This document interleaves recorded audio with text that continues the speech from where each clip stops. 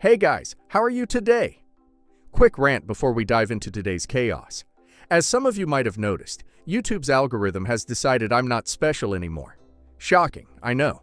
So now if you don't like, comment, or do a little backflip in the algorithm's honor, this video might just vanish into the void, never to be seen again. Seriously though, even a hi or "this is wild" in the comments helps way more than you think. It tells YouTube, hey, people actually like this channel. Maybe don't hide it from everyone. That can really help push my videos out to a wider audience, not just to my subscribers. So if you enjoy these stories and want to support the channel, that's the best way to do it. Now grab a drink, get comfy, and enjoy the drama. You won't want to miss this one. I, 25 female, always believed in helping family, but I also believed in boundaries. Working from home meant long hours in front of a screen, constant focus, and the ability to jump into multiple meetings together. It wasn't an easy setup, but it worked for me until my sister-in-law, Melanie, 28 female, showed up at my doorstep one morning, looking frazzled and desperate. Melanie had always been a bit of a whirlwind, but I had never seen her like this before. She told me that ever since the divorce, things had been falling apart. Now, she had a job interview lined up that could finally turn things around. She didn't have childcare set up yet and just needed someone to watch her kids for a few hours. It seemed reasonable, and despite knowing how unreliable Melanie could be, I agreed. It was just one day after all, except it wasn't.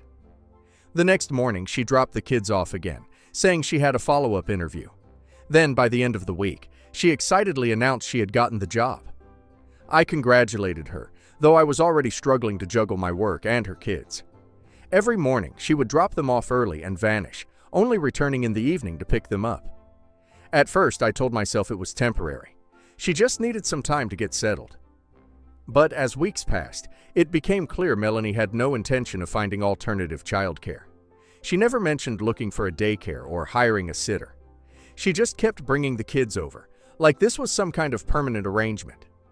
I tried dropping hints, mentioning how difficult it was to manage both my job and childcare, pointing out how restless the kids were getting, but she brushed it off every time. She would always say daycare was expensive, and she just needed to get more stable before making any changes. My husband, Mason, 26 male, was sympathetic, but hesitant to say anything. He pointed out that Melanie had no one else to rely on. His parents weren't in a position to help, and she was doing this alone.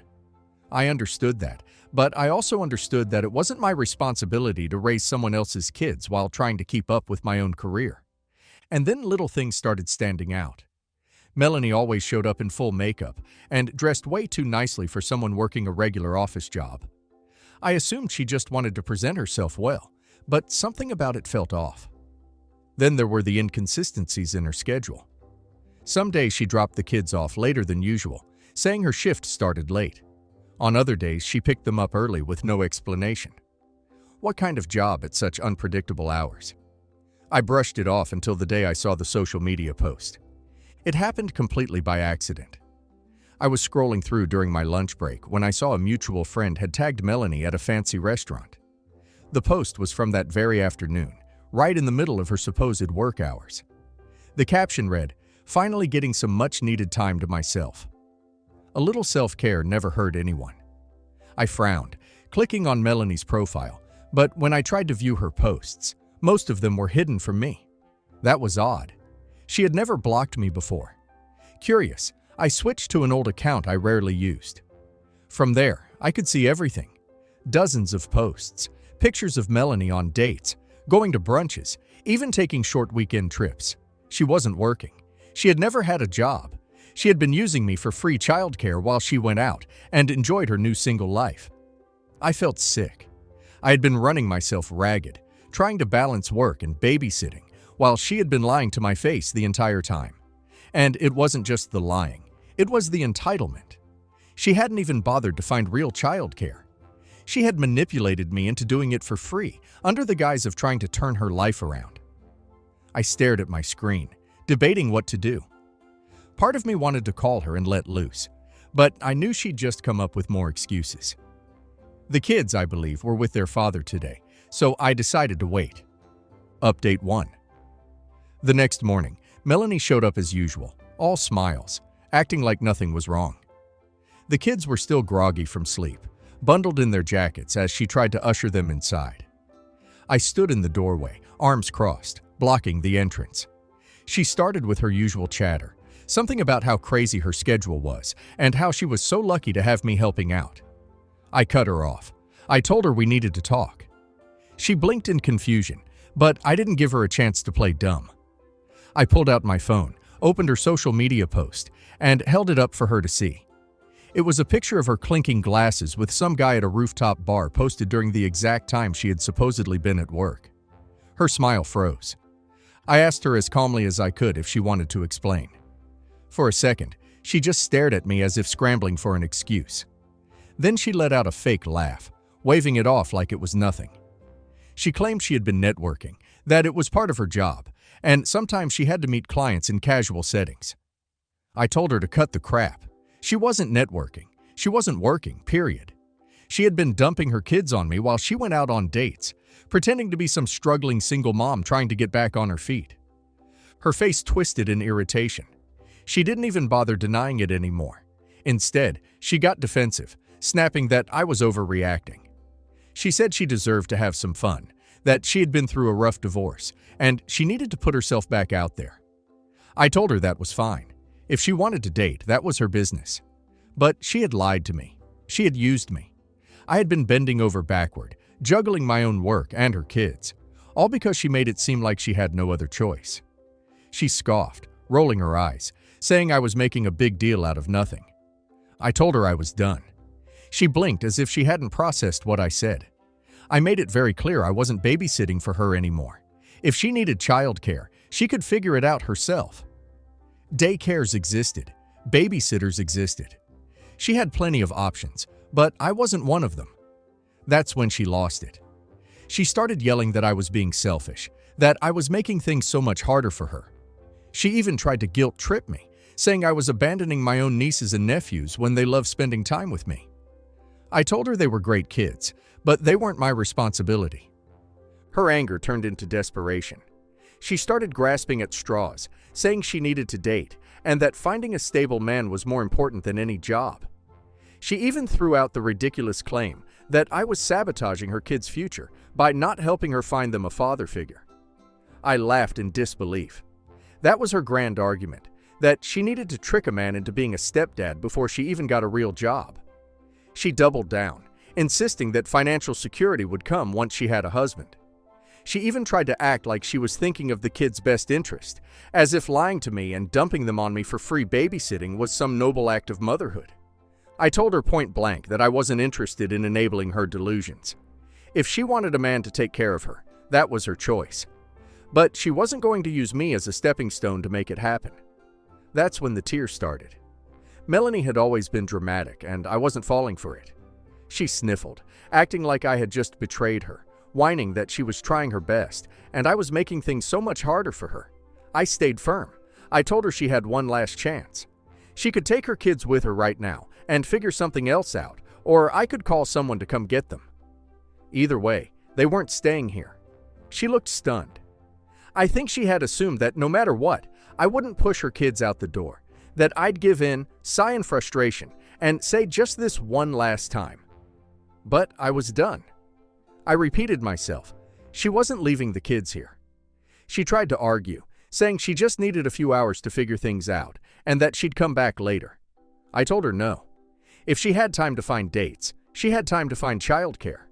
Her face twisted in frustration, and for a moment, she looked like she wanted to scream at me. But she knew she had no leverage. She grabbed the kids' hands, huffing that she would remember this, and that I was being unbelievably cruel to a struggling mother. I told her she could remember whatever she wanted, but I wasn't changing my mind. She left in a huff, dragging the kids behind her. I stood at the doorway watching her storm off, feeling nothing but relief. I thought that was the end of it. But Melanie wasn't done. Later that day, my husband Mason came home looking concerned. He said Melanie had called him crying, saying I had kicked her kids out and was being cruel to a struggling single mom. I asked him if he believed her. He sighed, shaking his head. He knew Melanie too well, but he still looked torn, like he felt guilty. He reminded me that she didn't have anyone else to rely on. I told him that wasn't my problem. I reminded him that I had been doing both my job and hers for weeks, that I had been patient, supportive, and understanding until I found out she was lying. I could see the gears turning in his head. He wasn't happy about the situation, but he couldn't argue with me. Then I dropped the final bombshell. I told him about her ridiculous excuse that finding a father figure was more important than getting a job. His face went blank for a moment. Then he exhaled sharply, shaking his head. He said he'd talk to her. I wasn't sure what that would accomplish, but I appreciated that he was on my side. Update 2. I had expected Melanie to throw a fit, maybe even try to guilt-trip me a little more, but I hadn't anticipated just how far she was willing to take it. For the next 2 days, I didn't hear from her. On the third day, my phone buzzed with a notification, a social media post. Melanie had written a long dramatic post about how certain people in her life had abandoned her in her time of need. She painted herself as a struggling single mom, just trying to do her best, only to be turned away by someone who should have been there for her. The post didn't mention my name, but it didn't need to. Anyone who knew us could figure out exactly who she was talking about. The comment section was filled with the usual sympathizers. Her friends chimed in with messages like, "You're such a strong mama. You deserve better." And "Some people just don't understand what it's like to be a single mom." Then there were the more pointed comments. "Wow, I can't believe someone in your own family would do that to you. Who needs that kind of negativity in their life? You and your babies deserve better." I rolled my eyes and put my phone down. I wasn't going to engage. I wasn't going to defend myself to a bunch of strangers who had no idea what was actually going on. But Melanie wasn't satisfied with just getting online sympathy. An hour later, my phone rang. It was my mother-in-law. I debated not answering, but I knew if I ignored her, she'd just keep calling. The moment I picked up, she jumped straight in. She sounded breathless, like she'd been ranting before I even said hello. She asked how I could turn my back on family, saying that Melanie was struggling and that I had humiliated her by refusing to help. I asked her if Melanie had told her the truth, that she wasn't actually working, that she had been lying to me and dumping her kids on me while she went on dates. There was a pause. Then my mother-in-law let out a heavy sigh. She said Melanie might have exaggerated a little, but wasn't it understandable? Wasn't she just trying to get back on her feet? I told her that finding a husband wasn't the same thing as getting back on her feet. She huffed like I was being unreasonable, then asked why I couldn't just help out for a little while longer. I told her I had my own job, my own responsibilities, and I wasn't going to be manipulated into watching Melanie's kids just because she didn't want to pay for childcare. My mother-in-law sighed again, this time deeper, like she was so disappointed in me. She said she had hoped I would be more understanding, but if I was going to be so cold about it, then fine. I told her that was perfectly fine by me, and I hung up. I barely had a moment to breathe before my husband, Mason, walked into the room, looking tense. He had just gotten off the phone with his mother. He sighed, rubbing his face, saying he knew this was going to happen. He admitted that his mother had always babied Melanie, and now that Melanie had stirred up drama, she was falling right into her usual role, guilt tripping everyone into doing what Melanie wanted. I asked him if he thought I had done something wrong. He immediately said no. He knew what his sister was like. He knew she had taken advantage of me, but he also knew that his mother wasn't going to let this go anytime soon. I told him that was her problem, not mine. That night, I got a text from Melanie. It was short, passive-aggressive. She said she hoped I was happy, that my selfishness was going to ruin her kids' future, and that when they grew up to be bitter and broken, it would be my fault. I didn't respond. I thought that was the end of it, but Melanie had one last card to play. The next day, I got another call, this time from one of Mason's aunts, a woman who usually stayed out of family drama. She sounded hesitant, like she wasn't sure if she should even be calling me. She said she had heard some things and wanted to know my side of the story. I appreciated that. Unlike my mother-in-law, she wasn't jumping to conclusions. So, I told her, I laid it all out, the lies, the manipulation, the way Melanie had tried to use me as a free babysitter while she ran around looking for a new husband.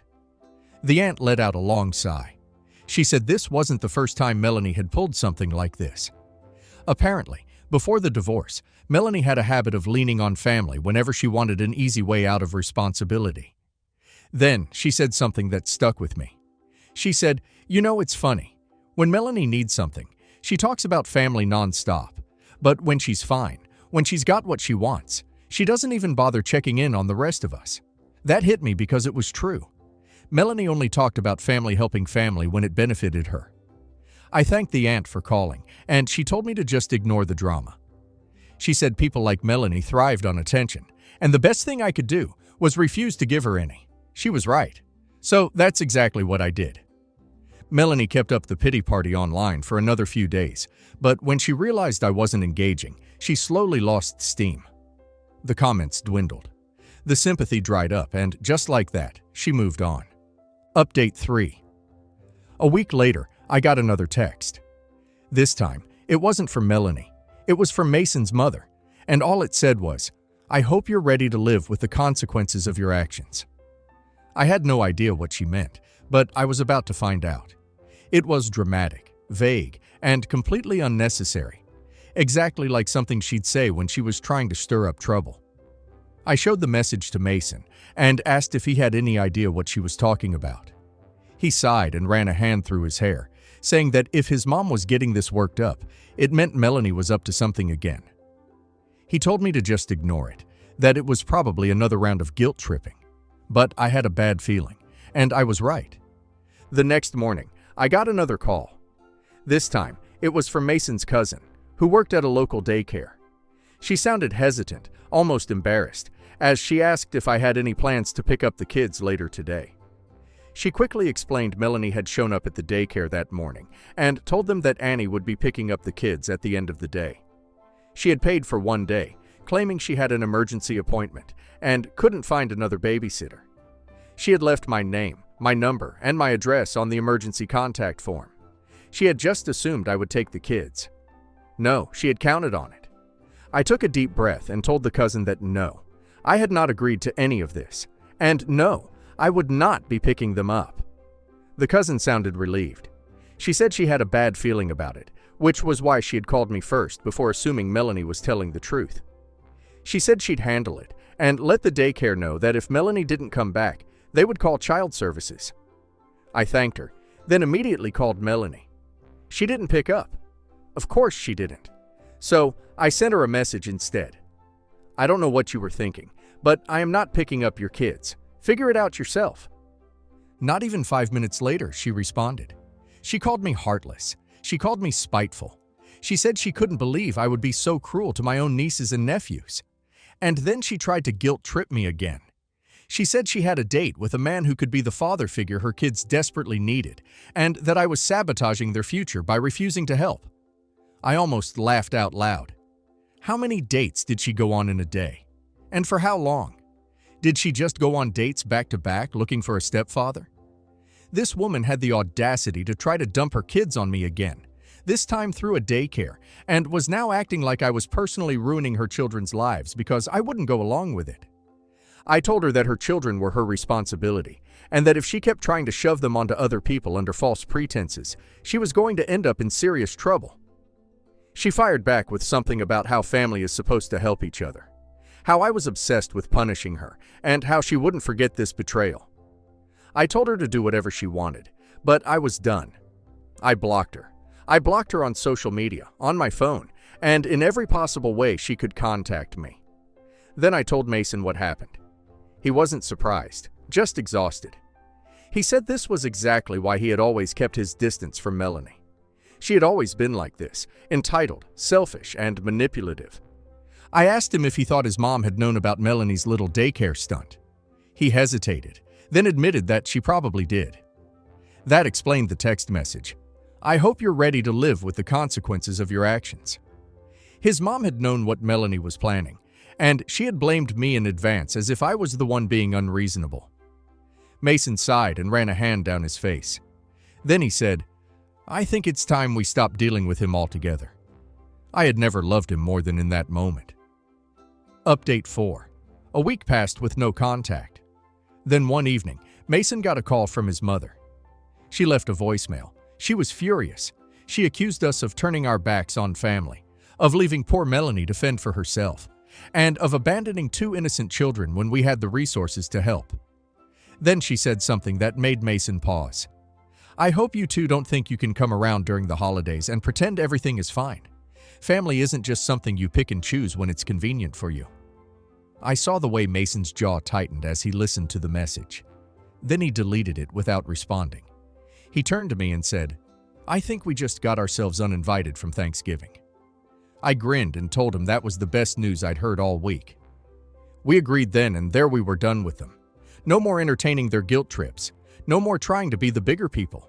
No more letting them manipulate us into cleaning up Melanie's messes. The answer would always be no, because she was demanding something we weren't willing to give. Update 5. Melanie must have realized that guilt tripping wasn't working anymore, because she changed her approach. A few days after we shut down my mother-in-law's rant about the holidays, Melanie tried calling Mason. He didn't answer. Then she tried me. I didn't answer either. So she left a voicemail. She sounded calm. Too calm. It worried me more than anything. She said she wanted to clear the air and that she was willing to be reasonable if we were. Since when had she ever been reasonable? Mason rolled his eyes and ignored the message. We both knew what she was trying to do. Lure us into a conversation where she could twist things around and make us the villains again. But when she realized we weren't taking the bait, she switched tactics again. She showed up at our house. We were in the middle of eating dinner when we heard the knock. At first, we ignored it. Then the knocking turned into pounding. Mason sighed, got up, opened the door just enough to see who it was. Melanie stood there, looking frustrated, but not angry, more like desperate. She said she just wanted to talk. Mason told her we had already said everything that needed to be said. She asked if she could at least come inside because it was cold outside. He shut that down fast, saying that whatever she had to say, she could say it right there on the porch. And then, without shame, Melanie launched into her speech. She claimed she understood why I was mad and why we were upset about what happened at the daycare. She even admitted that maybe she should have been more honest with me from the start. But then she said something that nearly made me choke on my drink. She expected me to understand that she was just trying to do what was best for her kids, and that meant finding them a father figure. She insisted that getting a job wasn't as important as making sure they had a stable home with a strong male role model. Mason scoffed, and I put down my fork. I walked to the door, looked her dead in the eye, and told her that if Mason and I wanted kids, we would have kids. But we didn't, and we sure as hell weren't going to play house with hers. She blinked, looking genuinely stunned for a moment before recovering. She argued that we had a home, we had stability, and she had just thought Mason cut her off. What she thought, he said, was that she could dump her responsibilities on us. But that wasn't happening. We weren't some type of co-parents. Melanie started getting defensive, saying she wasn't asking us to raise her kids just to help out until she got on her feet. Mason shook his head. No, he told her. She hadn't asked. She had assumed. She had decided that we owed her, but we didn't. Melanie's face twisted with frustration. She turned to me and asked if I could at least admit that she was trying, that she was making an effort to build a better life for her kids. I folded my arms and told her that effort didn't mean lying to people, sneaking around, and dumping her kids on others so she could go on dates. If she really wanted a better life for them, she would get a real job and start acting like a responsible parent. She let out a sharp laugh and said, "I just didn't get it. I didn't have kids, so how could I possibly understand what it was like?" And that's when Mason delivered the final blow. She was right.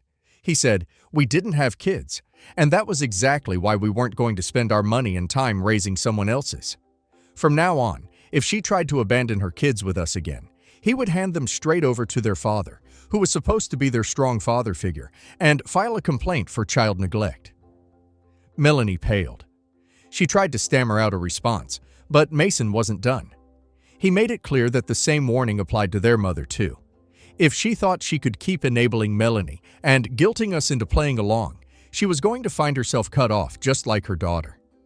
Melanie's face twisted into something ugly as she accused us of being heartless, of turning our backs on family, of choosing money over people.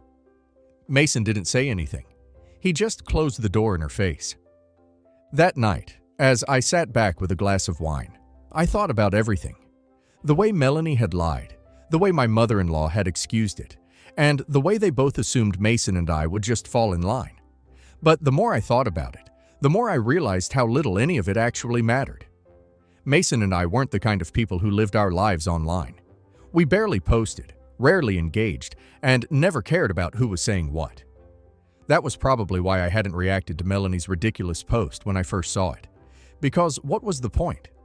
A handful of people had seen it, maybe 50 at most, and none of them were people whose opinions I cared about. It wasn't worth the energy, and that was the difference between us. Melanie needed an audience. She needed attention. She needed people to rally behind her. But Mason and I, we didn't need validation from anyone, least of all her. So, if she thought she could run to family and play the victim, twisting the story to make us look cruel, she was wasting her time. The ones who actually knew us, they already understood that we didn't entertain nonsense. She could cry, she could rant, she could paint herself as a martyr. None of it would change reality. And the reality was simple Mason. And I didn't owe her anything. Mason glanced over at me and asked if I felt better. I grinned and told him I felt so much better. We sat back, finished our wine, and enjoyed the quiet.